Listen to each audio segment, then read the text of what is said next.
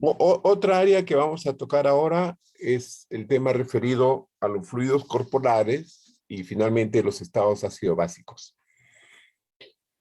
Oh, este es un cuadro donde explica cómo están distribuidos los fluidos corporales dentro del organismo, que obviamente no refleja el volumen de ellos, porque se entiende que la mayor cantidad de los fluidos corporales se encuentran en el espacio intracelular.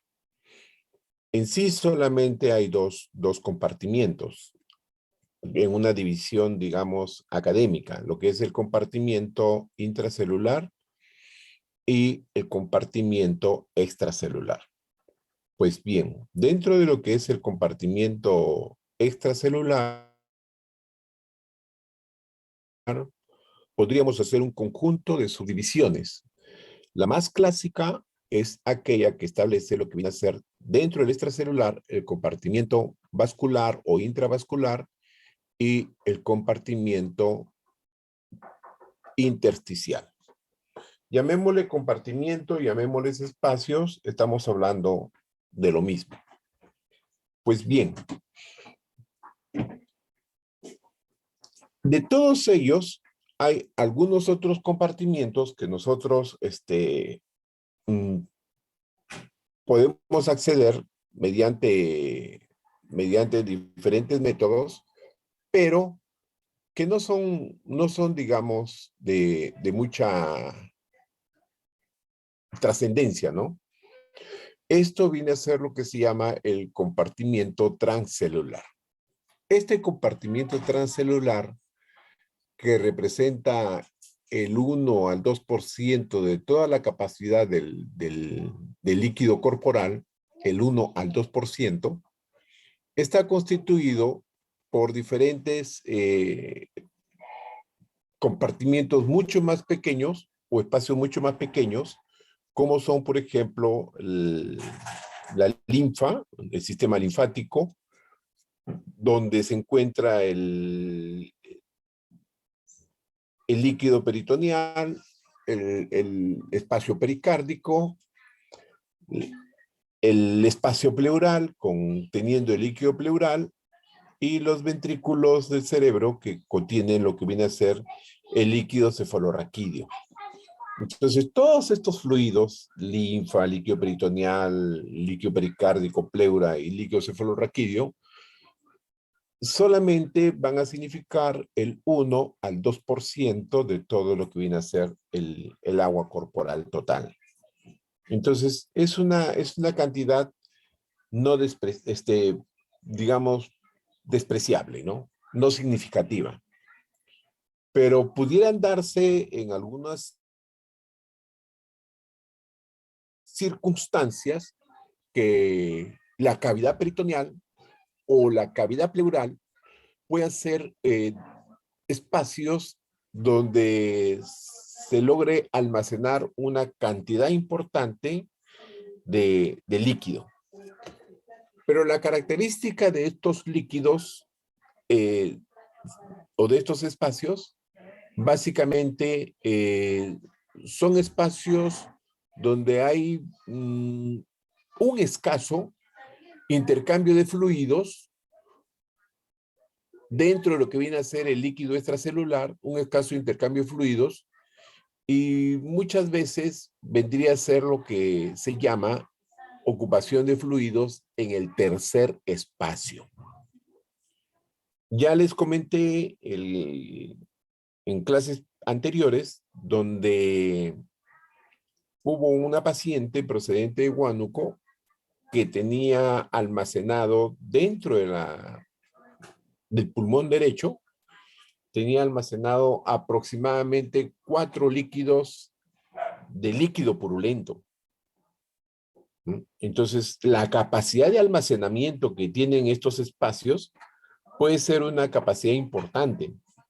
Obviamente que este almacenamiento de líquido purulento ha sido en un tiempo tan lento que puede ser de 1 a 2 meses, que obviamente no ha generado absolutamente ningún trastorno hemodinámico ni ninguna alteración en el compartimiento más importante que nosotros podemos visualizar y evaluar, que viene a ser el espacio intravascular.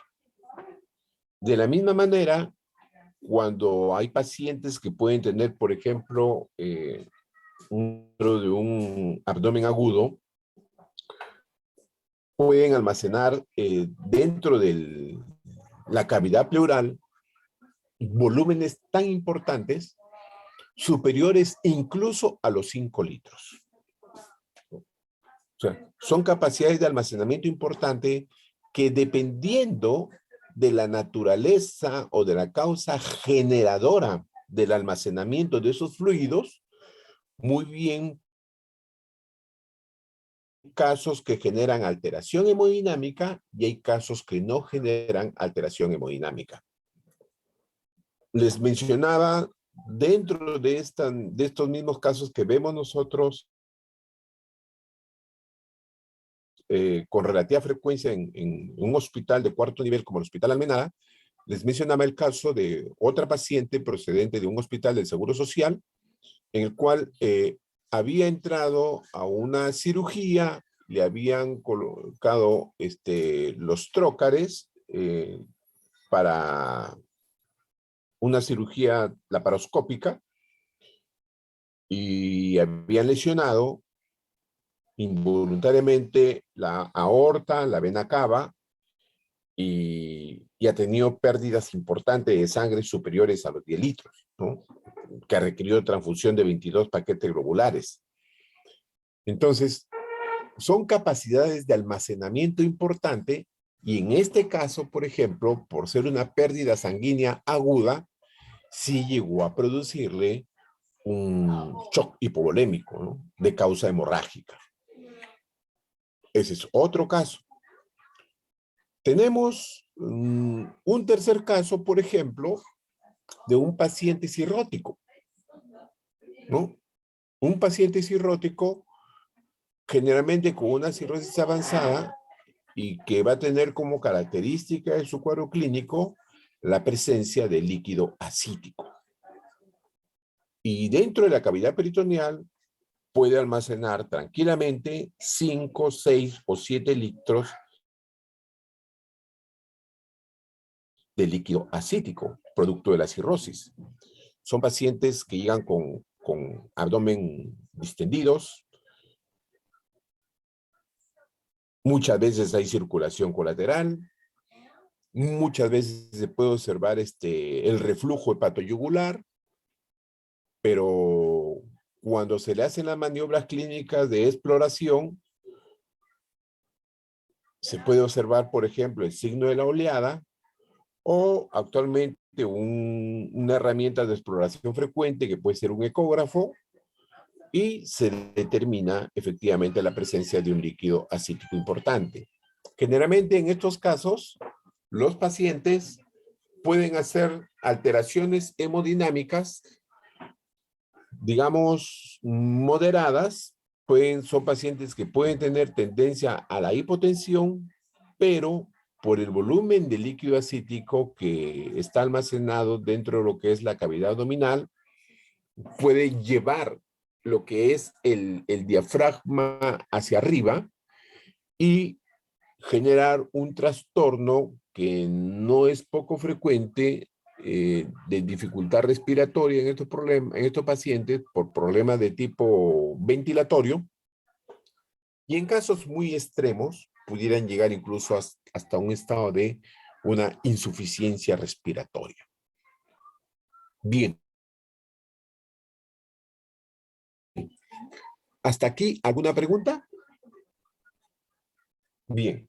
Entonces, en ese entendido, tendríamos que establecer que este componente, que es el agua corporal total, vendría a significar aproximadamente el 60 al 66% del peso corporal total.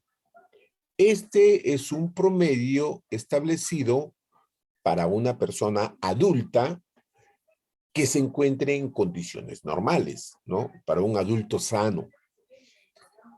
tenemos los dos extremos de la vida. Entonces tenemos los infantes y tenemos los pacientes seniles. Entonces, en esos extremos de la vida, en los infantes, el porcentaje del agua corporal total es mayor con respecto al peso del paciente, de la persona. Y en los pacientes seniles, el porcentaje del agua corporal total es ligeramente menor que el peso habitual de las personas. Entonces podríamos tener un rango que pudiera ir desde el 50% hasta el 70% en lo que viene a ser el porcentaje del agua corporal total respecto al peso de la persona. No estamos hablando de los casos, pues, donde los pacientes están edematosos, los pacientes están en anasarca, o los pacientes tienen un problema de ascitis. No estamos hablando de esos casos, porque en esos casos tendríamos que concluir que obviamente el agua corporal total es mayor, pero estamos hablando de casos patológicos. De este peso del agua corporal total, de esta distribución del agua corporal total respecto al peso corporal, entonces se dice que los 2/3 del agua corporal total en una persona adulta sana, los 2/3 del agua corporal total se distribuyen a nivel de lo que es el líquido intracelular y el 20% se distribuye a nivel de lo que es el líquido extracelular.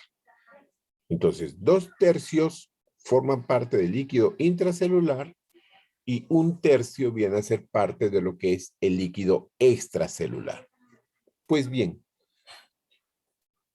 de este 20%, considerando que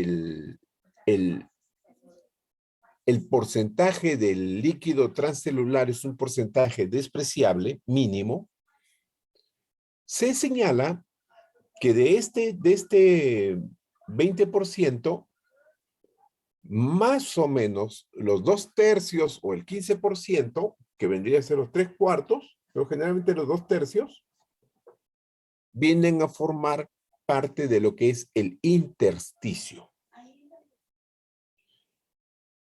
Y solamente 1/3 o el 5%, ¿no?, del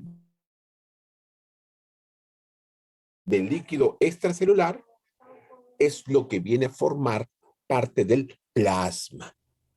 Obviamente, acá también habría que hacer una atingencia que nos estamos refiriendo a condiciones normales. Porque en condiciones no normales, como es, por ejemplo, una sobrecarga hídrica de volumen, o como es, por ejemplo, un caso de anemia severa, la proporcionalidad, no el valor absoluto, sino que la proporcionalidad del porcentaje del agua del plasma va a ser ligeramente mayor que los que estoy señalando. Entonces, en todos estos casos, en este cuadro al cual estoy haciendo referencia, nos estamos refiriendo a pacientes adultos en condiciones normales. Bien, hecha esa aclaración o esa puntualización, que quede claro que solamente el plasma representa el 5% de lo que viene a ser el agua corporal total. Entonces, vamos a hacer un pequeño ejemplo que sucedería con un paciente que pesa 75 kilos. La primera pregunta sería, un paciente que pesa 75 kilos o 70 kilos, vamos a poner por medio de 70 kilos, ¿cuánto viene a ser su agua corporal total? En un paciente adulto normal que pesa 70 kilos. 42 litros. 42 litros. 42 litros, Doc. 42. 42 jóvenes. 42 litros. 60% de 70 kilos, 6 por 7, 42. Perfecto. De esos 42 litros, ¿qué porcentaje es el intracelular y qué porcentaje es el extracelular? 28 litros es el intracelular. 28 litros el intracelular 14. y 14 litros el extracelular. Perfecto. Y de estos 28 litros, que es el intracelular, y 14 litros el extracelular, ¿cuánto vendría a ser el plasma y cuánto vendría a ser el intersticio?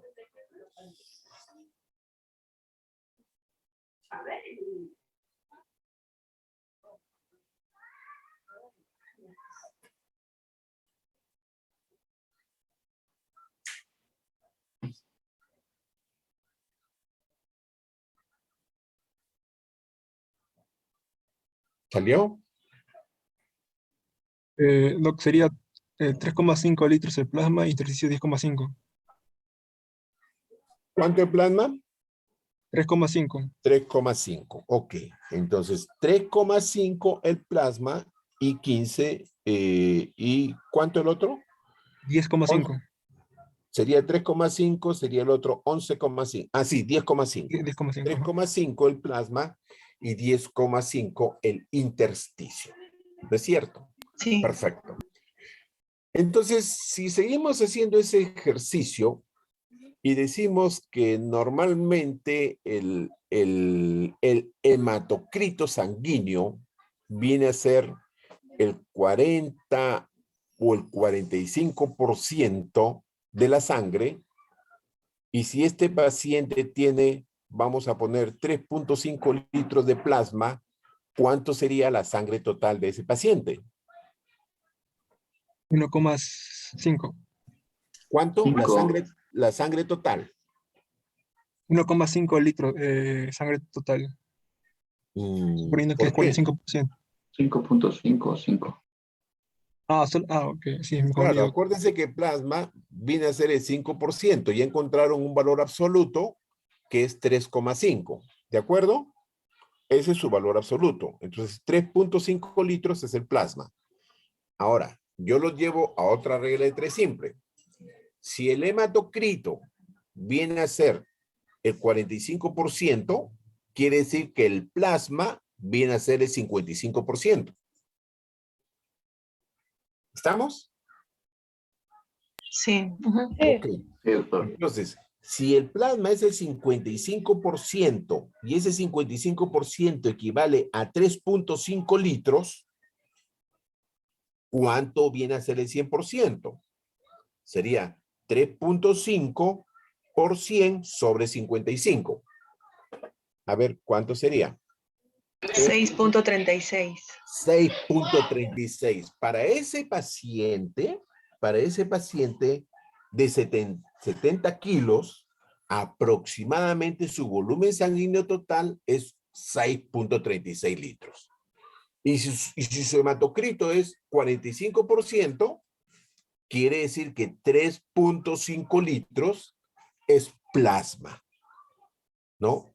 Y por lo tanto, viene a ser 2,8, 2,83 litros, viene a ser los elementos formes o las células sanguíneas, que viene a ser los eritrocitos, los glóbulos rojos y los glóbulos blancos. ¿De acuerdo? ¿Me están siguiendo? ¿No es cierto? Sí, Doc. Bien. Doc. Entonces, cuando nosotros hacemos un examen, cualquier examen que queramos imaginarnos, no nos estamos refiriendo a los casos específicos de líquido peritoneal, de líquido pleural, de líquido cefalorraquídeo, no nos estamos refiriendo a casos específicos, nos estamos refiriendo a los casos de cualquier examen de sangre. Cuando nosotros hacemos un examen de sangre, ¿qué cosa es lo que encontramos en la sangre? Encontramos una infinidad de sustancias químicas, hormonas, electrolitos, etcétera, una infinidad de sustancias que pueden ser medibles, pueden ser dosadas. Entonces, ¿de dónde es que yo hago el dosaje y la medición, la identificación y medición de esas sustancias? Las hago a través del plasma sanguíneo. ¿Pero qué cosa refleja el plasma sanguíneo? Solamente refleja el 5% de todo el agua corporal total. Ahora sí, me interesa ver qué opinan o qué piensan. ¿Sería un reflejo de lo que pasa en nuestro organismo? ¿Sí o no? Sí, doctor. Claro que sí sería un reflejo de lo que pasa en nuestro organismo. ¿Acaso nosotros podríamos obtener dosaje de líquido intersticial? No podríamos obtenerlo, ¿no es cierto? El organismo es una máquina, en verdad no es una máquina, es un órgano tan perfecto que a pesar que establece esos compartimientos, como ese plasma, el intersticio, el líquido extracelular y el líquido intracelular, a pesar que se establecen esos compartimientos, existe un concepto que a mí siempre me gusta, que lo dio un francés, Claude Bernard. Un concepto que lo dio Claude Bernard en Francia y estableció lo que viene a ser el concepto del medio interno. Estableció lo que viene a ser el medio interno. Doctor, Sí, disculpe, ¿está pasando las diapositivas? Porque nosotros no. estamos viendo... Ah, no, ¿no lo El está agua, pasando? están viendo el agua corporal nomás, ahí Ah, está. sí. Ah, ya, ok, no, disculpe. No se preocupen, ahí sí estamos sincronizados. Dígame. Ah, ¿quieren que amplíe? Ah, ok. Ya. ¿Ese librito? Este librito. Ok, pero puedo hacerlo también acá, no hay problema. Ya está. Ya. Entonces, ¿qué idea tienen ustedes de lo que viene a ser el medio interno? ¿Qué es el medio interno? ¿Por qué a este señor, a este médico francés en el siglo, creo, XVIII, se le ocurrió hablar de lo que viene a ser el medio interno? Doctor, Sí, les escucho. sí, yo ¿Quién habla? creo, Isabela Trejo, Isabela. Sí, Isabela. sí, yo creo que él se refiere a un medio interno, porque por lo que yo entiendo por medio es así, es como un ambiente, un lugar o algo así como que un contenedor en donde existe un contenido que puede ser diverso, ¿no? Puede tener muchos componentes que todos cumplen una función importante. Entonces, en este caso, si está hablando de un medio interno, entonces está hablando de algo, un área o en cierta forma Ya, o sea, un contenido. un medio, ya, perfecto. Quedémonos Ajá, con la idea clara que usted acaba de señalar. Un medio es un ambiente. ajá, exacto. Ok, es un ambiente. ¿Y por qué lo llamó medio o ambiente interno? ¿Por qué creen que lo llamó interno?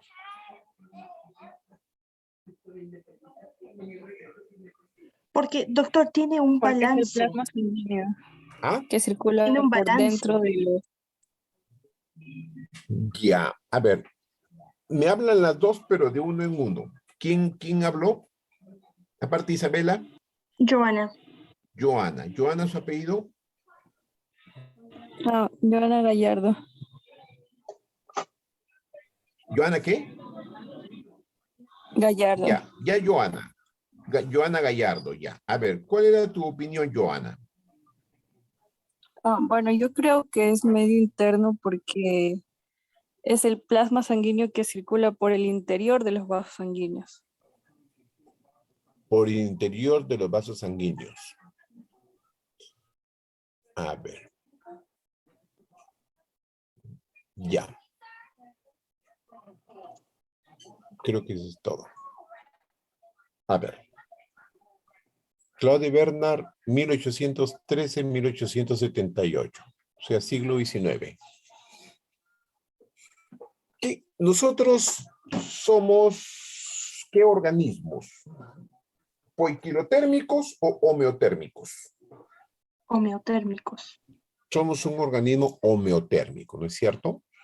Sí, No somos un organismo poikilotérmico. Los organismos poikilotérmicos son aquellos que tienen en su interior, pueden tener altas temperaturas o bajas temperaturas.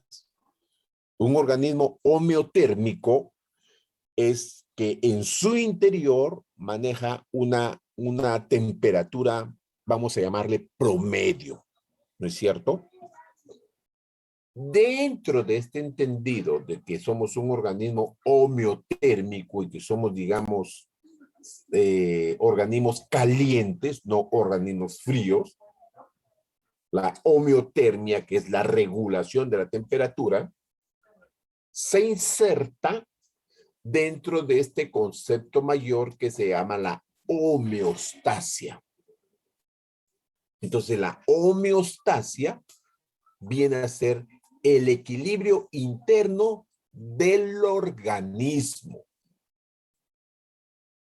Entonces, ¿quiénes contribuyen a este equilibrio interno del organismo? En sí, contribuyen todos los órganos y sistemas. Pero obviamente, los dos elementos que contribuyen de manera importante en este equilibrio interno del organismo viene a ser todo lo que se llama el sistema neuroendocrino, ¿no? Entonces, tenemos una célula, una hormona que es una glándula que es la tiroides, que produce la hormona tiroidea, pero tenemos en el cerebro, en la hipófisis, un órgano regulador de la producción de esta hormona tiroidea, en más o en menos, un feedback, una retroalimentación, ¿no? Si estás muy acelerado, te retroalimento, bajas tu aceleración. Me refiero a la actividad metabólica del organismo. Y si estás muy lento, te retroalimento y te incremento la actividad metabólica del organismo. Y dentro de eso contribuyo a que también produzcas calor, dependiendo de tu actividad metabólica. Entonces, todas nuestras hormonas, todas nuestras glándulas que producen hormonas del sistema endocrino, están prácticamente reguladas por el sistema nervioso, ¿no?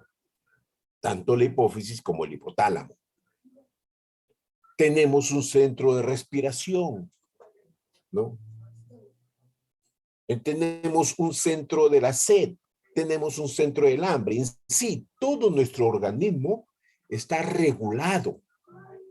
Toda esta regulación que permite que en los seres normales nuestro organismo esté en equilibrio, eso es lo que se llama homeostasia.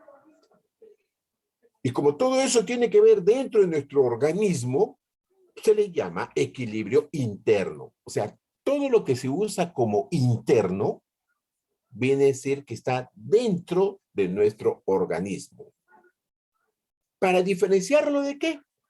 Para diferenciar de nuestro exterior. Entonces, todo lo que viene a ser el aire que nos rodea, el oxígeno del ambiente, la contaminación ambiental, el campo, la ciudad, todo lo que está en nuestro exterior, ¿qué viene a ser? Viene a ser el medio externo. Todo lo que está en nuestro exterior viene a ser el medio externo. Entonces, la inteligencia de este médico decía, si hay algo que nos regula desde afuera y que es el medio externo, tiene que haber algo que nos regule desde adentro y que haga que seamos seres como térmicos, tengamos una regulación de nuestra temperatura, regulación de nuestras funciones, que tenga que ver toda la homeostasia de nuestro organismo, todo nuestro equilibrio interno. Y a ese algo, a ese medio, a ese ambiente, le llamó medio interno. Y él saca una conclusión y dice, los seres vivos tienen o tenemos un ambiente interior, o le llamó medio interno constante. Entonces, este medio interno constante hace que sea una suerte de un gran amortiguador de todas las causas y agentes que están en nuestro medio externo, que sea facilitador de nuestra vida o que sea agresor de nuestra vida. Entonces él dijo, tiene que haber un medio interno que haga esa regulación. ¿Nos hemos entendido hasta este momento? Isabela, Joana. Sí, doctor. Ok. Entonces, ahí es donde aparece el concepto del medio interno. Entonces, cuando él establece, cuando se establece esta pequeña gráfica, ¿no? Y dice, nosotros tenemos un exterior, pero también tenemos un interior. Nosotros mismos, nuestro organismo tiene lo que se llama una permeabilidad selectiva. Tenemos una permeabilidad selectiva y esa permeabilidad selectiva tiene que ver con el funcionamiento de nuestro interior. ¿Y de qué va a depender el funcionamiento de nuestro interior? De la existencia de nuestras células. Si no tuviéramos células, si no tuviéramos tejidos, simplemente no seríamos seres vivos. Somos seres vivos porque las células están vivas, porque las células están activas. Y las células forman tejidos, las células forman órganos. Entonces, ¿qué cosa es lo que separa entre la célula del organismo y nuestro ambiente exterior? Lo que separa entre la célula del organismo y nuestro ambiente exterior, eso es lo que se llama medio interno. Ahí está la conclusión. Medio interno es aquel medio, aquel ambiente que interactúa entre el exterior y la célula y que está dentro del organismo. Ese es el medio interno. Y si vamos a este gráfico,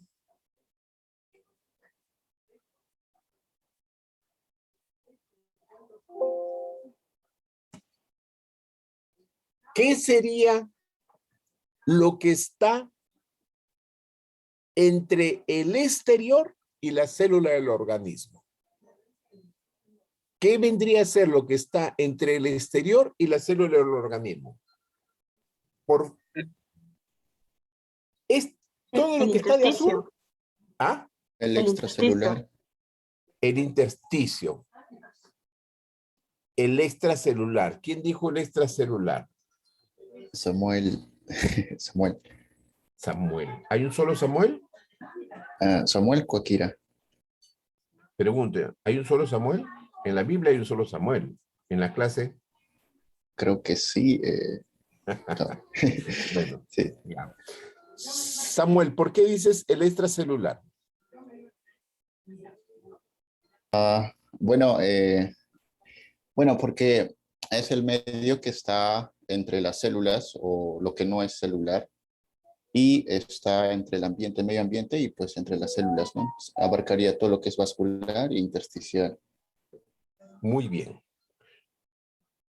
Todo lo que está fuera del recuadro celeste, todo lo que es el recuadro celeste, viene a ser el organismo. Todo lo que es el recuadro celeste viene a ser el organismo. Lo que está fuera del recuadro celeste es el exterior al organismo. Por lo tanto, viene a ser el medio externo.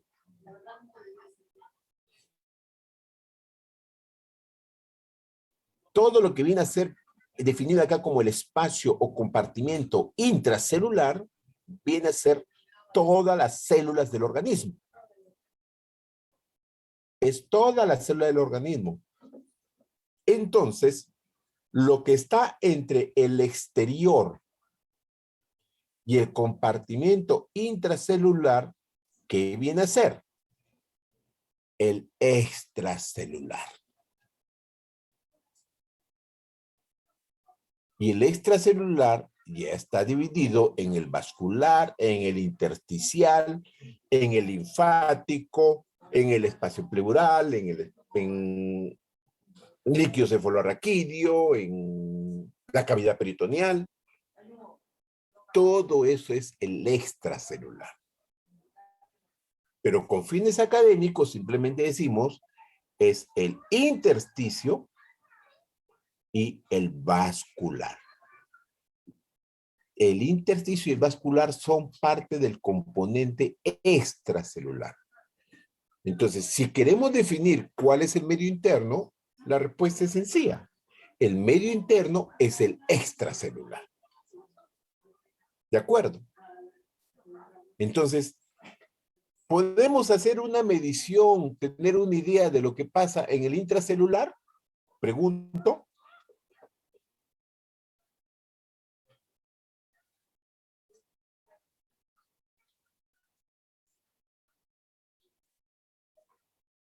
La respuesta es sí o no.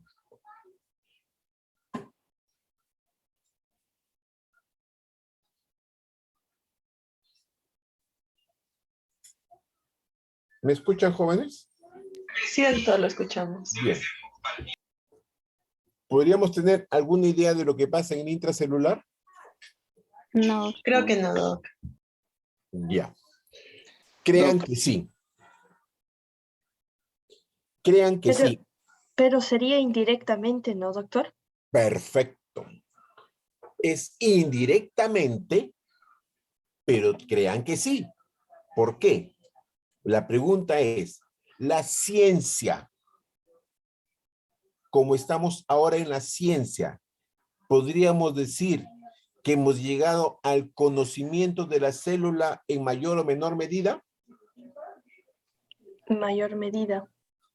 Llamémosle mayor o menor medida. Al final no sabemos qué más tenemos por descubrir de la célula, ¿no? Nunca hace 30 años atrás se podía pensar en que se pudiera llegar a establecer un mapa genético, ¿no? Ahora ya nosotros, cada uno tiene, sabemos que cada uno tiene nuestro mapa genético. No sabemos qué más pueden haber. No podríamos decir, si conocemos integralmente la célula, no podríamos concluir eso.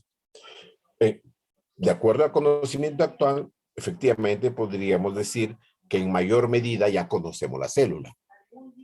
Pero independientemente que sea en mayor o menor medida, tenemos, digamos, en esta época que estamos viviendo, tenemos un conocimiento del funcionamiento de la célula.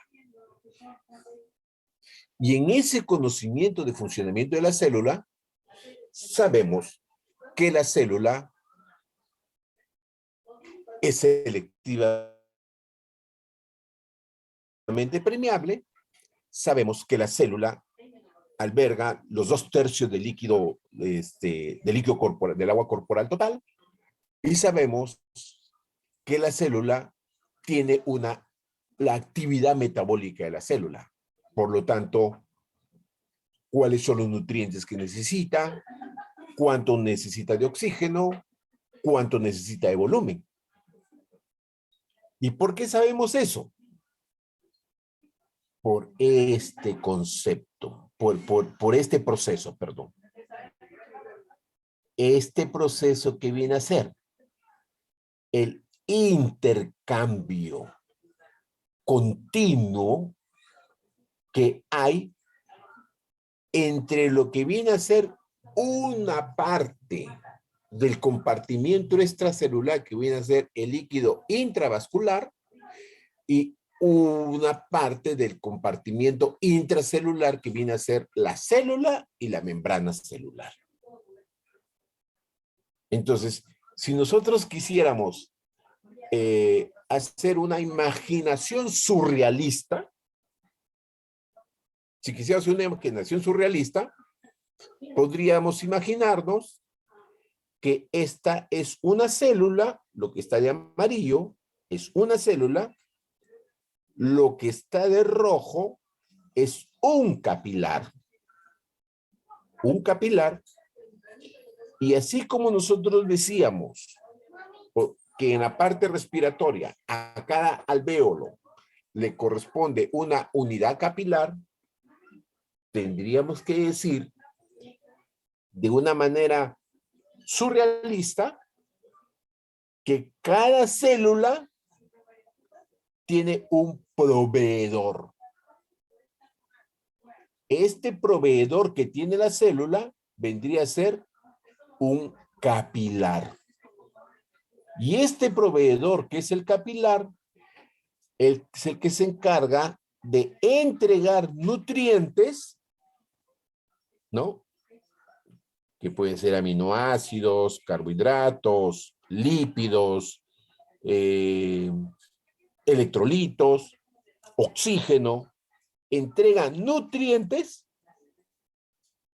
y recoge productos del metabolismo celular, que no necesariamente van a ser desechos. Va a depender de la función específica de la célula, porque acá se producen hormonas y por lo tanto va a recoger hormonas también. Entonces, cuando decimos producto del metabolismo celular, no solamente nos estamos refiriendo a productos catabólicos o desechos, sino productos celulares que van a servir para la actividad de todo el organismo. ¿Estamos? Hasta ahora vamos bien, ¿de acuerdo? Vamos viendo. Perfecto. Entonces, ¿pero qué cosa hay entre el intravascular y el intracelular? ¿Qué cosa es lo que media entre ellos y la célula? ¿Qué es lo que media? Intersticio. Intersticio. Exacto. Exacto. Lo que media entre el vascular y el intracelular es un espacio que se llama el intersticio. Acá, digamos, académicamente estamos poniendo un intersticio, digamos, con una distancia bastante amplia, ¿no? Pero imagínense ustedes, por ejemplo, lo que es la membrana alvéolo capilar. Imagínense una membrana alvéolo capilar, que es por donde se produce el intercambio gaseoso. O sea, son células especializadas en intercambio de oxígeno y CO2, nada más, ¿no? Pero esta membrana, ¿no? La membrana alveolar tiene el epitelio alveolar, tiene la membrana basal del epitelio alveolar, tiene el intersticio, tiene el endotelio capilar tiene la membrana basal, tiene el intersticio, o sea, el espacio intravascular, tiene la membrana eritrocitaria y recién del eritrocito sale el oxígeno. O sea, miren cuántas capas tiene que atravesar. Y en síntesis, la membrana alveolo-capilar tiene la dimensión o el grosor de una micra. Entonces, imagínense ustedes la selectividad y la especificidad que van a tener cada una de las células dentro de nuestro organismo. Cada una de las células, independientemente de su función, algunas con función muy especializadas, como las células nerviosas, como las neuronas del sistema nervioso central, algunas muy especializadas, van a haber otras especializadas, ¿no? En la parte cardíaca, otras en la parte pulmonar, etcétera. Cualquiera de esas células que tienen su especialización y cumplen una función específica dentro de nuestro organismo, para alimentarse, para nutrirse, va a requerir siempre de un capilar. Y siempre va a haber, en mayor o menor medida, en mayor o menor proporción, en mayor o en menor dimensión, va a haber un espacio intersticial. Entonces, si nosotros hiciéramos un corte aquí, hiciéramos un corte acá, y nos diéramos cuenta que existe el capilar, existe la membrana celular y existe la célula, y hay diferencias en lo que es la concentración de las diferentes sustancias del organismo. Hay diferencias en la concentración en el intracelular y en el extracelular. La pregunta sería, este intersticio que está entre el intracelular y el vascular, ¿a quién se parecerá más la concentración de los solutos que hay en el espacio intersticial? ¿A quién se parecerá más la concentración? ¿Al intracelular o al vascular? El vascular. Al vascular. Al vascular. ¿Por qué? Por eso, porque hay una similitud en la concentración de diferentes soluciones en el intersticio y en el vascular, es que ellos forman parte de lo que es el componente extracelular. Son como espacios amortiguadores que van a permitir que todos estos, vamos a llamarle nutrientes, todas estas sustancias que van a ingresar al intracelular, ingresen, como se dice, bien tamizaditas, bien seleccionaditas, para que la célula, que es un organismo bastante frágil, no vaya a ser lesionada ni afectada. Entonces, si ustedes ven esta dimensión, imagínense ahora el daño que nos está produciendo este famoso virus del COVID-19, el SARS-CoV-2. Imagínense, los virus vienen a ser uno de los organismos que producen alta letalidad. Alta letalidad cuando se generan enfermedades ocasionadas por estos elementos orgánicos. Bien, entonces, en ese entendido, de que el espacio intersticial se parece más al vascular, es que nosotros tenemos, creo que por acá, un cuadrito en donde efectivamente nos damos cuenta cuál es el componente de los fluidos, fundamentalmente de los electrolitos,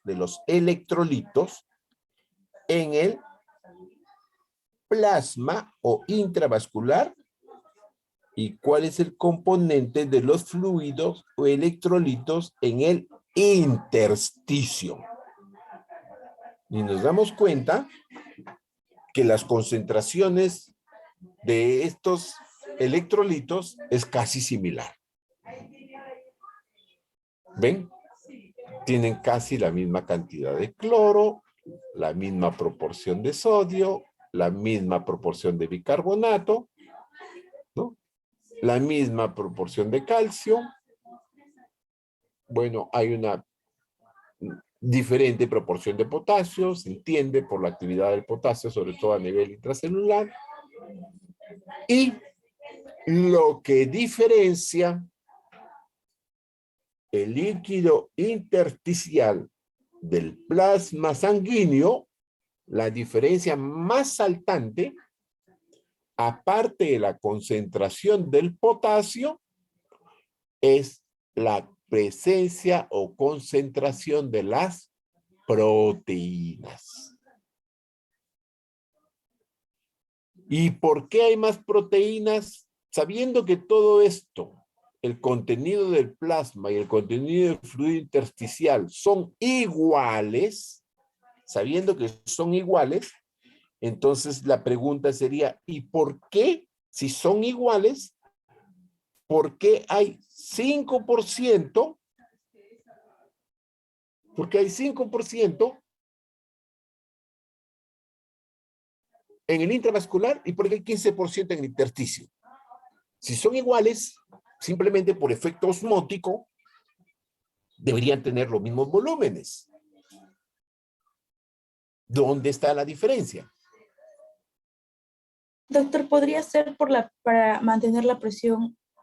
No me acuerdo si es la presión de proteínas es presión Acuérdese de oncótica. oncología. Acuérdese de oncología. Es la presión oncótica. Eso mismo. Entonces, es la presencia de las proteínas, fundamentalmente de las albúminas, que obviamente son unas moléculas importantes y que tienen efecto osmótico, ¿no? Aunque hay otras sustancias que están dentro del plasma que también tienen efecto osmótico, pero lo importante es entender que la presencia de las proteínas en el plasma es para generar lo que se llama ese efecto osmótico o presión osmótica. ¿En qué consiste? En la adherencia a las moléculas proteicas, la adherencia de volumen plasmático. Entonces, esa adherencia de volumen plasmático a las moléculas proteicas hace que el líquido intravascular tenga un contenido, caso contrario, todo se iría al intersticio. Todo se iría al intersticio.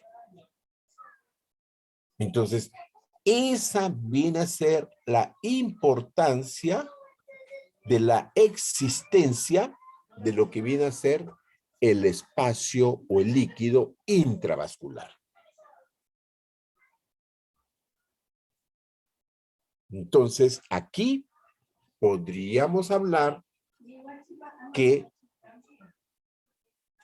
en este juego de equilibrio, de homeostasia que hay en el organismo, en este juego, Si bien en el componente intracelular es diferente del extracelular porque tiene una membrana que es muy especializada y selectivamente permeable, el juego entre el intersticio y el intravascular va a depender de lo que se llama el efecto osmótico. La presencia de proteínas con efecto osmótico. Y se van a establecer dos juegos físicos, que si nos alcanza el tiempo se los puedo explicar en algún momento, pero que es la presión oncótica intravascular y la presión hidrostática intravascular. Y una mínima presión oncótica intersticial y una presión hidrostática predominante intersticial. Entonces, en estos juegos de presión oncótica y presión hidrostática intravascular y presión oncótica y presión hidrostática intersticial, en este juego de presiones y de efectos osmóticos, podemos en algún momento explicarnos por qué la depresión vascular, la hipovolemia, puede acompañarse de un incremento del espacio intersticial y la aparición de los edemas.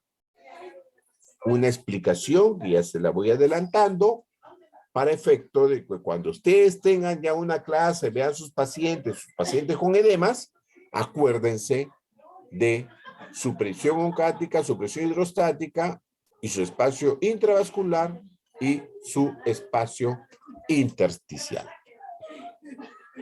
Muy bien. ¿Alguna pregunta hasta ahora?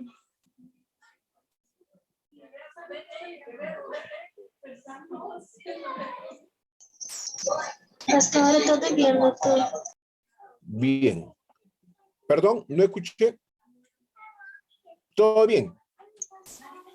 Bien. Sí, doc, todo bien. Entonces esto es un poco para que tengan referencia, ¿no es cierto? Que cuanto mayor es cuanto más pequeño, más recién nacido es el ser vivo, obviamente el componente de agua corporal total varía, ¿no? Ya les había señalado, ¿no? Entonces, en los orígenes de la vida puede ser hasta el 75, 77%, y en las postrimerías de la vida siempre menor del 60%, ¿no? Recién cuando ya adopta, digamos, el niño ya pasa de la infancia a la niñez, ya está casi en edad puber, entonces prácticamente ya a partir del puber el agua corporal total casi va a igualar a la de un adulto, ¿no? También hay diferencias en el sexo, ¿no? Donde es un poco mayor en el varón que en la mujer, porque obviamente la mujer, producto de sus caracteres sexuales secundarios, baby. Ok. Ok. Producto de sus caracteres sexuales secundarios, va teniendo mayores depósitos de grasa, ¿no? Bien. ¿Hay una forma de medir el agua corporal? Sí hay una forma, ¿no? Se miden, se hacen mediante isótopos radioactivos, ¿no? Y se hace el método de análisis por dilución isotópica, ¿no? Entonces, se sabe qué cantidad de isótopos ingresan al organismo y posteriormente qué cantidad de isótopos se detectan en el espacio intravascular. Y por una serie de ecuaciones se puede llegar a hacer una determinación de lo que es el agua corporal total como una medición directa, ¿no? Entonces ya hemos hablado también de todo lo que son los compartimientos, ¿no? Líquido del organismo, el líquido extracelular, el líquido intracelular, las diferencias entre ellos. Y aquí también hemos avanzado en cuanto a la concentración de algunos solutos y electrolitos que están tanto en el plasma, en el intersticio y obviamente en el intracelular, ¿no? Entonces, la composición, ¿no? La composición de solutos y electrolitos del intracelular es completamente diferente a la composición del extracelular. Todo va a estar en función de los requerimientos de los solutos y electrolitos que va a necesitar la célula para su trabajo diferenciado, ¿no?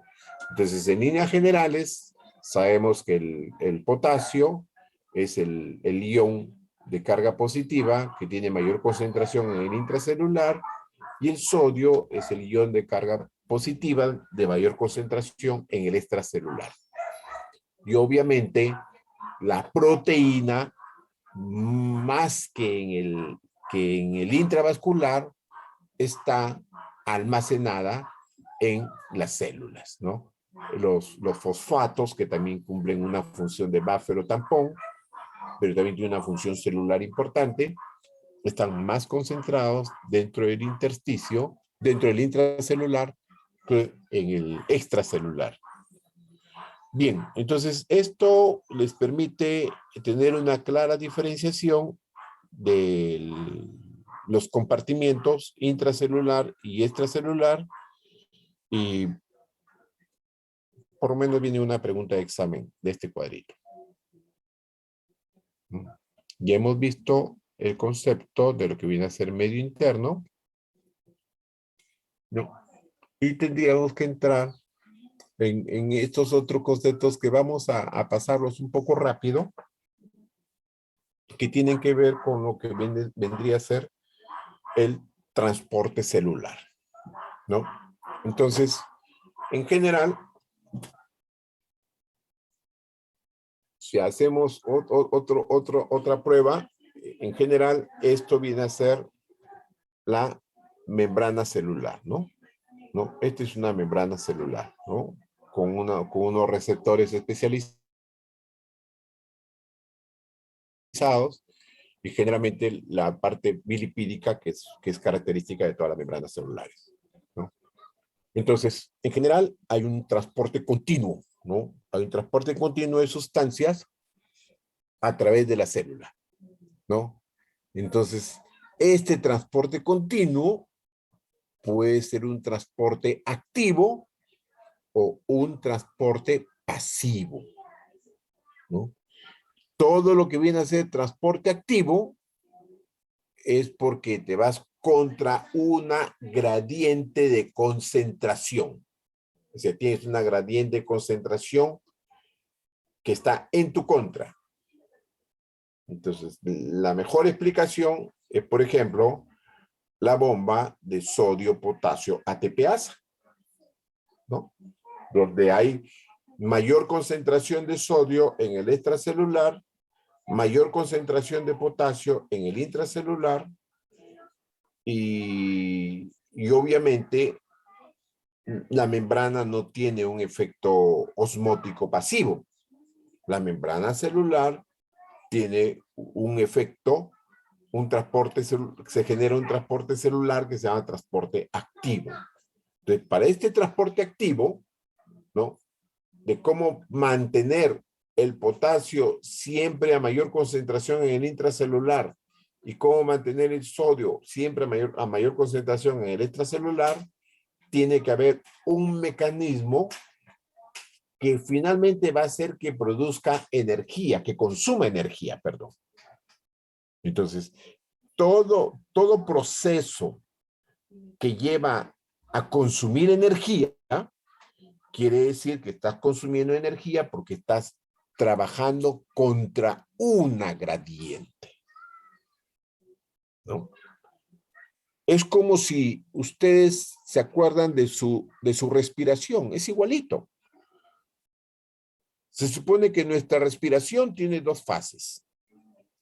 Una inspiración y una expiración.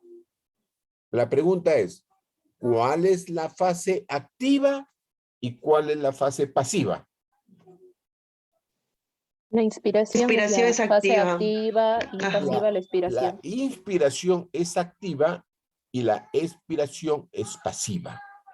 Entonces, ¿dónde se genera el trabajo? En la inspiración. Se genera en la En la inspiración. inspiración. ¿Y en qué consiste este trabajo? En activar el fuelle. ¿Qué viene a ser el fuelle? Viene a ser todo lo que es la caja torácica y los músculos que lo acompañan. Entonces, ¿qué cosa se tiene que hacer? La contracción muscular. Entonces, se contrae el diafragma, se contraen los intercostales, y eso va a generar un consumo de energía. Entonces, se va a realizar un trabajo respiratorio. En cambio, la expiración es pasiva. En la expiración hay una relajación muscular. ¿No es cierto? Y esa relajación muscular es pasiva. No se va a producir un trabajo, ¿no? Igual pasa en la sístole y en la diástole del sistema cardiocirculatorio. Igual, un proceso activo y un proceso pasivo de contracción y de relajación. Estos procesos a nivel celular se llaman el transporte activo y el transporte pasivo. En uno consume energía y en el otro no va a consumir energía. ¿No? Pero hay situaciones que escapan a este mandato, ¿no? Entonces yo les pongo el ejemplo de un asmático. ¿Qué pasa en un asmático? ¿Qué pasa con la expiración? No es completa. Se prolonga. Mm, O sea, hay un mayor volumen residual que queda, entonces no es una expiración efectiva. Se ya, queda pero acumulado. pero pregunto, ¿es activa o pasiva? Activa es. Activa en ambos. Activa. Sí. Activa. Cuando ustedes escuchen sibilancias, ¿qué les está traduciendo esa sibilancia? Un broncoespasmo, Ajá. ¿cierto? Sí. Y el broncoespasmo, ¿por qué se produce? Por 3 factores. ¿Cuáles son esos 3 factores? Ya se los he dicho. La broncorrea, ¿qué más? El edema, ¿y qué más? La contracción de la musculatura lisa que hay a nivel bronquial. Se producen los 3 elementos. Entonces, la expiración en un asmático de pasiva se vuelve activa. En la célula no se produce eso. En la célula siempre va a haber transporte pasivo y transporte activo.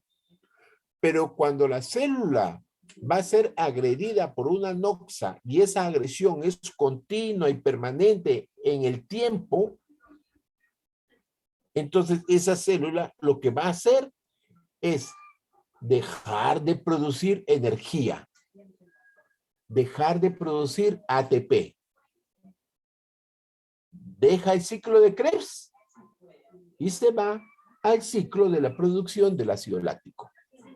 Deja de producir 34 moléculas de ATP y solamente produce 2 moléculas de ATP y entra en un estado de sobrevivencia. Entonces, una célula en ese estado de sobrevivencia va a poder cumplir con su transporte activo. No. El transporte activo celular comienza a disminuir y al disminuir el transporte activo celular comienza a ver todas las alteraciones inherentes a la función celular, comenzando con la alteración de su metabolismo celular. Entonces, estos procesos microscópicos que nosotros, o bioquímicos, que nosotros no los vemos, sí los sentimos. ¿Y cómo los sentimos? A través de la medición de un conjunto de sustancias o solutos que se encuentran en el torrente sanguíneo circulatorio, ¿no? Entonces, todo eso tiene un reflejo. Todo eso tiene una razón de ser. Entonces, este transporte celular, que es un proceso fisiológico normal a nivel de la célula, que se diferencia en transporte activo y transporte pasivo, va a tener a su vez sus subdivisiones, ¿no es cierto? Entonces, forma de transporte activo es la difusión pasiva, la ósmosis y la difusión facilitada.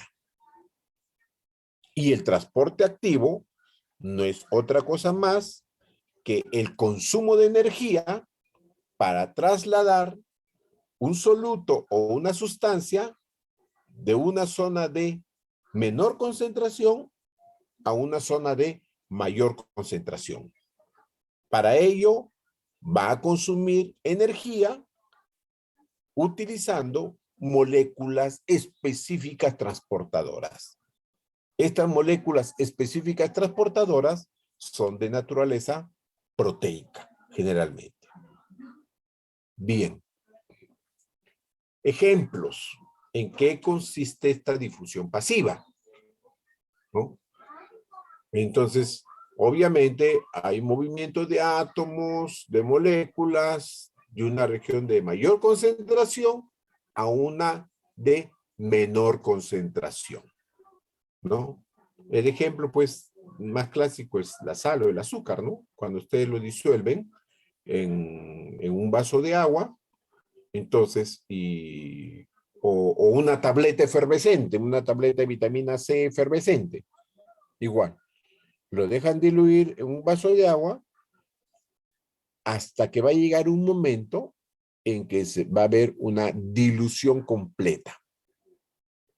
Entonces, cuando se alcanza esa dilución completa, quiere decir que la concentración en cada uno de los puntos de ese espacio líquido va a ser la misma. Vale decir, se alcanzó un punto de concentración similar en cualquier otro punto donde hay ese espacio líquido que no tiene ninguna solución de continuidad, ¿no?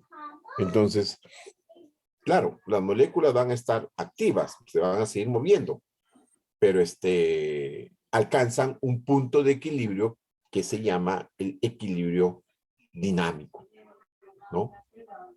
Entonces, el otro ejemplo, obviamente, es lo que pasa entre el oxígeno y el CO2, ¿no?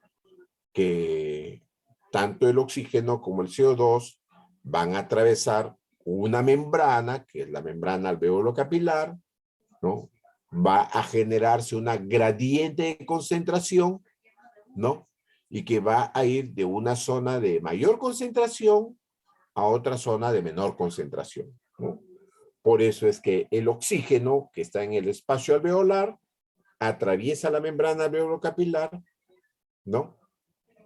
Y se va a almacenar en el eritrocito y por su lado, el CO2 que está dejando el eritrocito y que es de mayor concentración en el lado venoso del capilar, se va a desprender y va a atravesar la membrana alveolo capilar hasta el alveolo, que es donde está el CO2 en menor concentración. Entonces, ese es otro ejemplo también de difusión pasiva, ¿no? La ósmosis. En la ósmosis hay, digamos, es un transporte pasivo, ¿no? Pero que va a atravesar, ¿no? Va a atravesar una membrana que puede tener la característica de membrana semipermeable, ¿no? Entonces, obviamente hay células y células, ¿no? Hay células especializadas que son selectivamente permeables en general, pero van a tener una membrana que les va a dividir. Esa es lo que se llama la membrana celular, ¿no? Entonces, esa membrana que va a dividir, obviamente, va a conllevar de que haya un traspase de algunas moléculas de un lado de la membrana al otro lado de la membrana. Entonces, generalmente, estas moléculas que traspasan de un lado de la membrana a otro lado de la membrana, también lo hacen por diferencia de concentraciones. Entonces, esta diferencia de concentraciones es aprovechando, digamos, el efecto osmótico que tienen determinados solutos. Entonces, esos solutos que tienen un efecto osmótico adhieren para sí moléculas o átomos, digamos, de menor peso osmótico y que van a permitir, digamos, equiparar lo que son las concentraciones de estos elementos de menor peso osmótico. Entonces, siempre va a haber un transporte pasivo, no va a haber utilización de energía, pero va a haber de por medio una membrana con la característica de semipermeabilidad. Es una membrana semipermeable.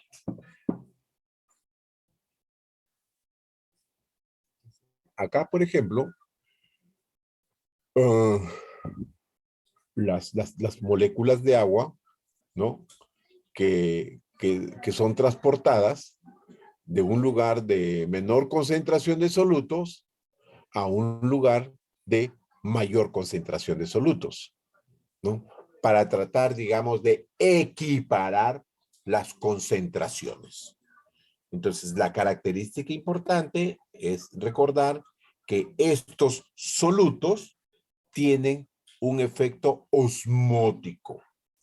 Entonces, ese efecto osmótico va a significar que van a adherir para sí un conjunto de moléculas, en este caso las moléculas de agua, y ese traspaso de un área de una concentración diferente a otra concentración diferente de solutos, obviamente es lo que se llama la presión osmótica.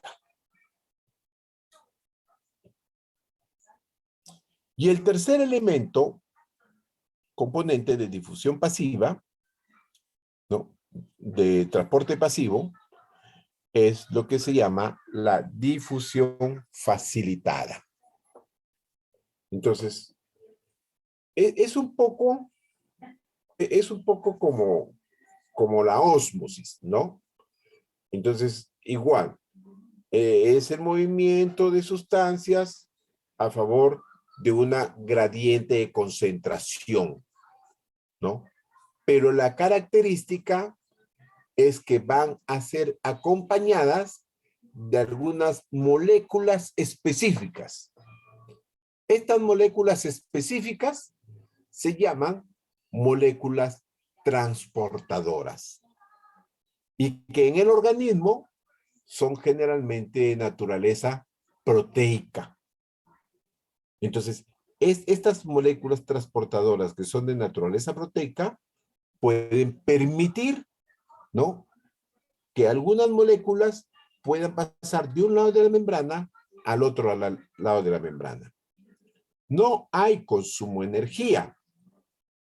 No hay consumo de energía, salvo aquella que se necesite para producir a estas moléculas transportadoras que tienen que estar presentes, ¿no? pero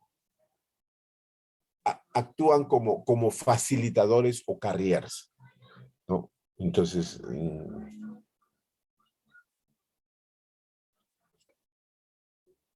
algunos casos son moléculas que siempre van a utilizar este mecanismo de difusión que se llama mecanismo de difusión facilitada. Y este es el transporte activo, ¿no? Entonces, en el transporte activo, evidentemente, sí hay consumo de energía, ¿no? Entonces, aquí sí hay, pues, definitivamente el traspaso de solutos. Fundamentalmente, es el traspaso de solutos de un lado de la membrana al otro lado de la membrana, y son solutos específicos que tienen un propósito y una función dentro de lo que es la célula. En este caso, casi siempre nos estamos refiriendo a nutrientes como glucosa, nos estamos refiriendo a algunos minerales, nos estamos refiriendo a algunos iones que van a requerir de sitios especializados para transportar la sustancia del extracelular al intracelular. Entonces, en estos sitios especializados, no solamente va a haber lo que es la proteína transportadora, sino va a haber todo un mecanismo que va a permitir el transporte de estos solutos del extracelular al intracelular. Transporte de iones, ¿no? La bomba del calcio, la bomba de sodio-potasio, ¿no? Entonces, para todos estos elementos de lo que es la función celular, para todos estos elementos de transporte de iones, va a haber necesariamente el requerimiento de producción de energía. Se va a requerir necesariamente lo que es las moléculas de adenosina trifosfato. Si no hay moléculas de adenosina trifosfato, prácticamente esta actividad o esta función celular va a estar disminuida. Y al alterarse esta función celular, obviamente va a haber una alteración de la función, una alteración del metabolismo y la función celular propiamente dicha. Entonces, son mecanismos bioquímicos que se producen constantemente las 24 horas del día en nuestro organismo y que nosotros ni cuenta nos estamos dando, pero está sucediendo esto en cada una de nuestras actividades. Aún cuando nosotros nos encontremos en reposo, estos mecanismos de transporte activo y de transporte pasivo están sucediendo en cada segundo, en cada milisegundo, en nuestro organismo. Entonces, son cosas que no las percibimos, pero son cosas que evidentemente están sucediendo.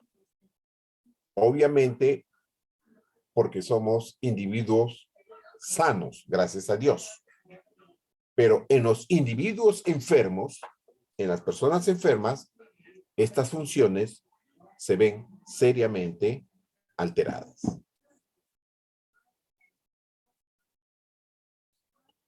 Ya hemos visto esta composición de plasma y líquido intersticial, ¿no? Y como estamos hablando de los fluidos, simplemente entender que dentro de nuestro organismo existen lo que se llaman los iones de carga positiva, que son los cationes, y los iones de carga negativa, que son los aniones, ¿no? El ion predominante extracelular es el sodio y el ion predominante intracelular es el potasio, ¿no? En segundo lugar, generalmente es el magnesio. Y en cuanto a los aniones, el ion predominante en el intracelular es el extracelular, en el intravascular es el cloro, y en el intracelular generalmente es el fosfato. El bicarbonato está además en unas proporciones parecidas. Entonces, ¿qué viene a ser el medio interno? Ahora sí, ¿no? El medio interno es el líquido extracelular. Es el compartimiento extracelular. Ese es el medio interno. Pero donde están no solamente el agua es un componente del plasma, sino están todos los elementos y sustancias y electrolitos y proteínas y aminoácidos y carbohidratos, etcétera. Están todas las moléculas, macromoléculas y micromoléculas que forman parte de este líquido extracelular. Es todo el medio interno y que se encuentra tanto en el intravascular como en el intersticio. Entonces, este medio interno, que es el líquido extracelular, es el que nos permite, es como un termómetro que nos permite indirectamente entender lo que está pasando en el funcionamiento intracelular. Si no existiera este medio interno y si no existiera este líquido extracelular y si no existiera el intravascular, realmente no tendríamos una forma de medición o determinación de lo que esté pasando en el interior de nuestra célula.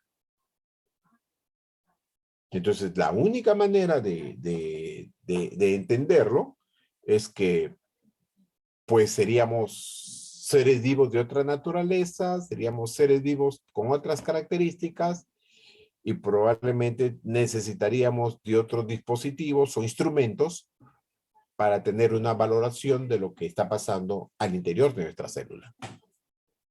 Pero definitivamente, como seres humanos, sí tenemos que decir que la determinación del medio interno y de los componentes y elementos del líquido extracelular nos sirven en gran medida como una medición indirecta de lo que está pasando en el metabolismo intracelular. Bien. Entonces, hemos hablado, por ejemplo, a ver, ¿qué hora, jóvenes? Tenemos 15 minutos. A ver, déjenme ver si me alcanza.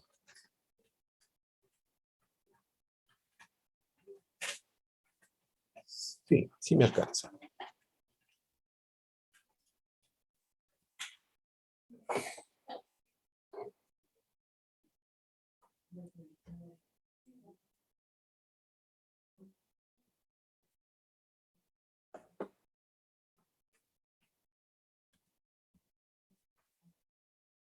Bien. Obviamente, como le hemos dicho, la homeostasia es un concepto que ustedes no pueden asumirlo como que es parte de la formación académica de ciencias básicas. Si hacen eso, cometerían un error. La homeostasia es un concepto que ustedes deben tenerlo presente en todo momento de su práctica profesional, independientemente de cualquiera sea su especialidad. Entonces, la homeostasia es exactamente una balanza en equilibrio. ¿no? Y donde un platillo de la balanza viene a ser la hiperfunción y el otro platillo de la balanza viene a ser la hipofunción. Entonces, el equilibrio quiere decir de que no hay ni hiperfunción ni hipofunción, sino que hay una función normal. ¿Qué cosa es lo que determina esa función normal?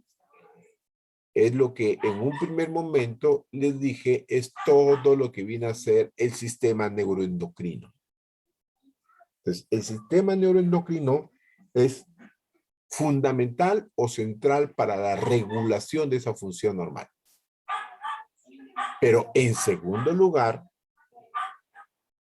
interviene también en la regulación de esa función el sistema vascular y el sistema renal. Casi siempre cuando nosotros hablamos de medio interno, por una asociación de ideas o por la aparición de un subconsciente, medio interno lo relacionamos inmediatamente con el riñón. ¿Por qué? Porque el riñón es uno de los órganos, es uno de los órganos fundamentales, conjuntamente con el sistema cardiorrespiratorio, es uno de los órganos fundamentales en lo que es la regulación de lo que viene a ser el pH sanguíneo. La regulación de los trastornos hidroelectrolíticos. Sean las sobrehidrataciones, sean las depleciones vasculares, sean las deshidrataciones, o sean los trastornos electrolíticos específicos del sodio, potasio, cloro, fosfato, magnesio, etcétera, etcétera, etcétera. Entonces, todo este sistema neurohormonal, el sistema renal y el sistema vascular, acuérdense que en las clases anteriores hemos hablado de la gran capacitancia que tiene el sistema venoso. Entonces, todos estos elementos van a contribuir en lo que viene a ser la regulación del área corporal. ¿No? Entonces, en la cabeza está el centro regulador de la célula, ¿no? Entonces, acá hay un signo, un síntoma básico que muchas veces nosotros nos olvidamos, aún con los pacientes en la UCI. Aún con los pacientes en la UCI. A veces tenemos pacientes críticos que ya han salido de su condición crítica y que muchas veces por hábito, por costumbre, por estilo de manejo, a los pacientes se les indica su balance hídrico diario. Y hay reglas y hojas de regulación de balance hídrico diario. Y muchas veces estos pacientes pueden tener un balance hídrico positivo acumulado de 3 litros, 4 litros, 5 litros, según los registros nuestros. Pues bien, el paciente salió de ventilación mecánica, el paciente salió de las sondas, el paciente ya está recuperándose. Y muchas veces lo que estos pacientes nos dicen es, doctor, tengo sed. Doctor, tengo sed. Entonces, a veces uno se pone a pensar y dicen, bueno, ¿de qué ha valido todas estas hojas de monitoreo? Si en función de esas hojas de monitoreo nosotros hemos estado administrando fluidos a los pacientes. Obviamente para evitar la sobrecarga de fluidos. Y el paciente nos dice, doctor, tengo sed. Entonces, hay un conjunto de síntomas o de signos que desde que el paciente ingresa, nosotros tenemos que observar. Entonces, las mucosas. La depresión de los globos oculares.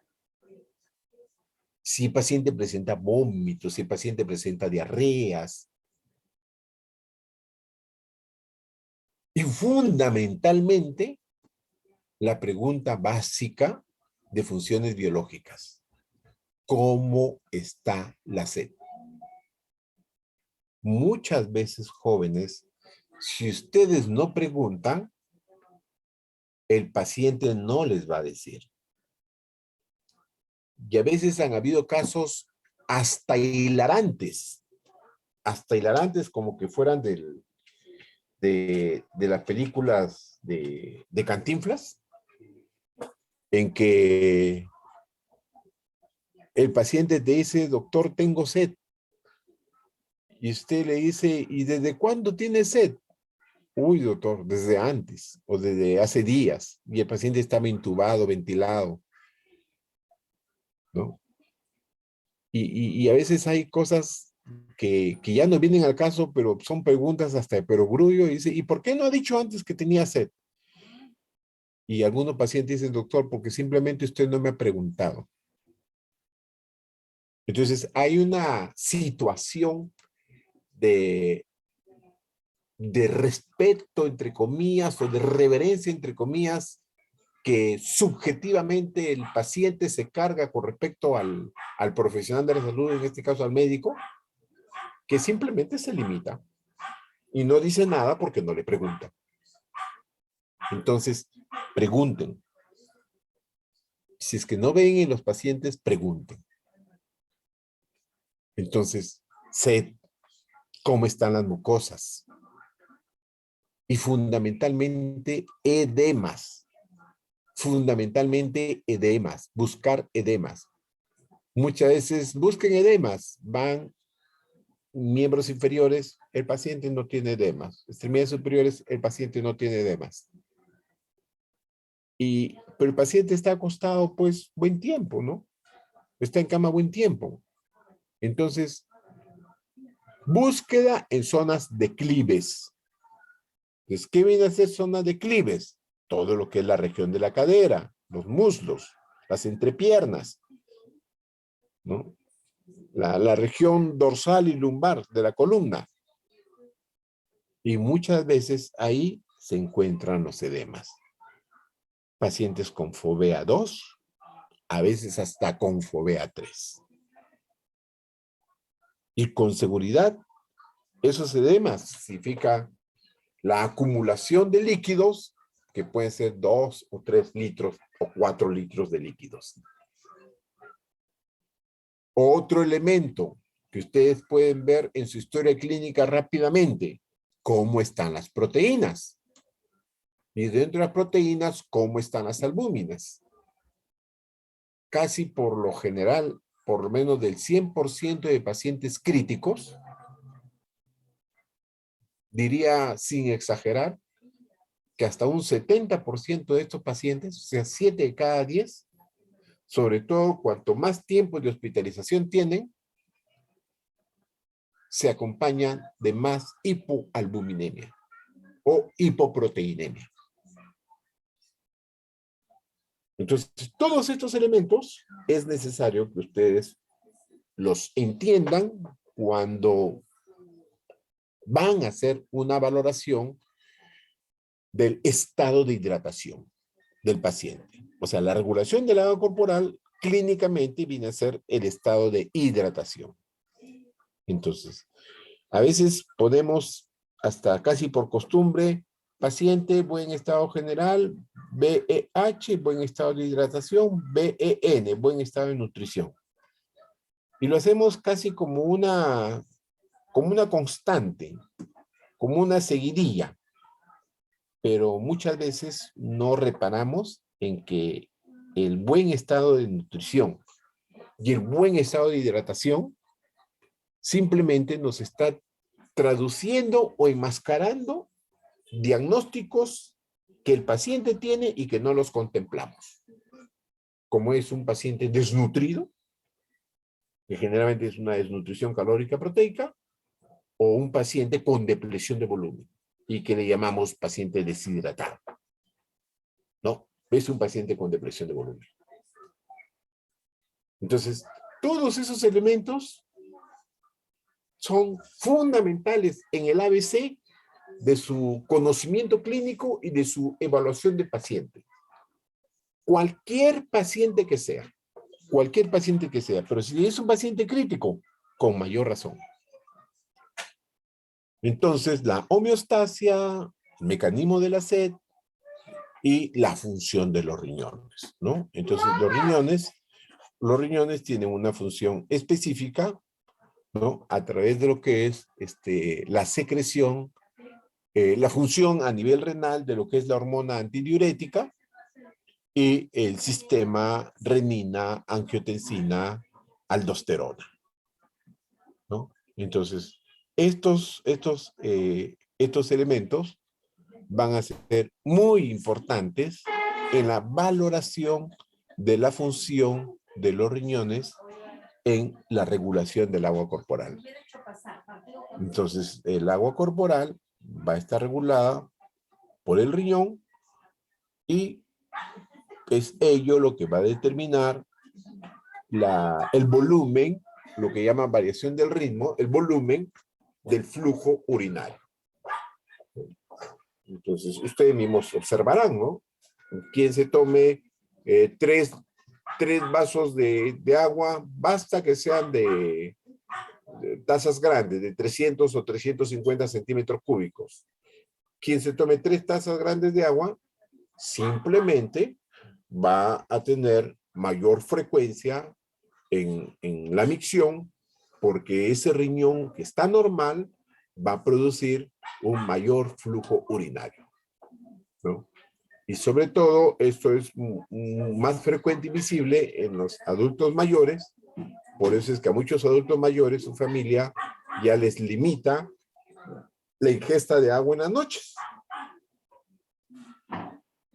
Porque una ingesta de agua en las noches simplemente va a conllevar a que estos pacientes puedan tener hasta enuresis nocturna, ¿no? Entonces, el riñón viene a ser uno de los órganos más importantes cuando hay pérdida del equilibrio hidroelectrolítico, ¿no? Entonces, es un órgano blanco que tenemos que proteger hasta el final.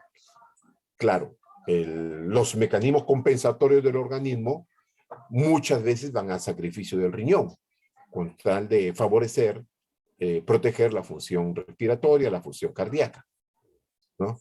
Pero mientras el riñón esté funcionando, el riñón viene a ser una fábrica ultra especializada en lo que es la producción de fluidos, más que cualquier otro organismo. Bien, yo creo que sí, ya van a ser las 2. Vamos a hablar de lo que este sistema de renina, angiotensina, aldosterona ya en la próxima clase.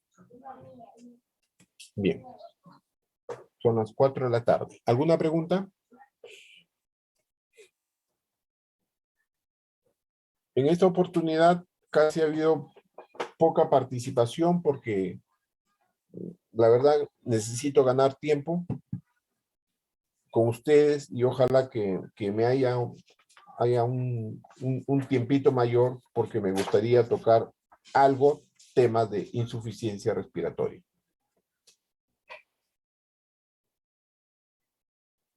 ¿Alguna pregunta?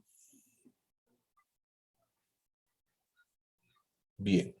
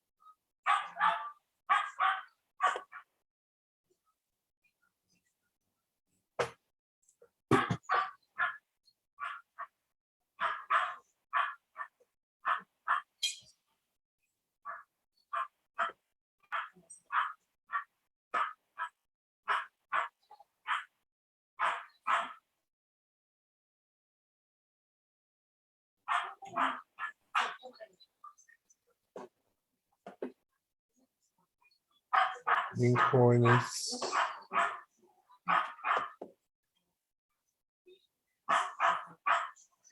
A ver.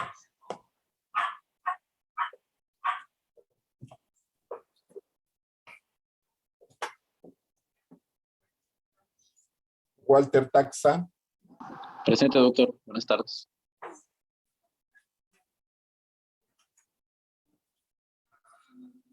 Elías dos Santos. Presente, doctor. Ademari Presente, doctor. Ramos. Presente, doctor. Adamari, perdón, Ramos. Sí, Ramos. Benjamín Quispe.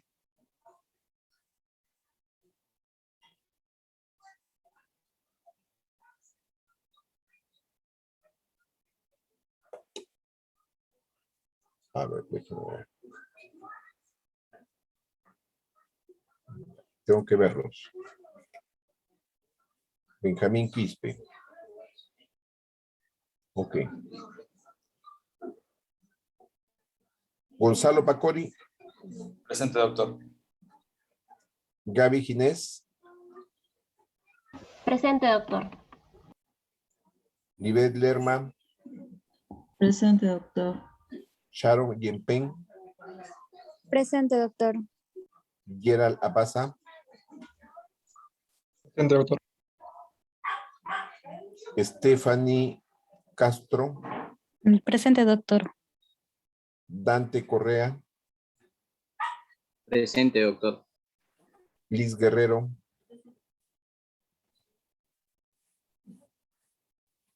¿No está Liz? Ok. Gracias, doctor. Chao.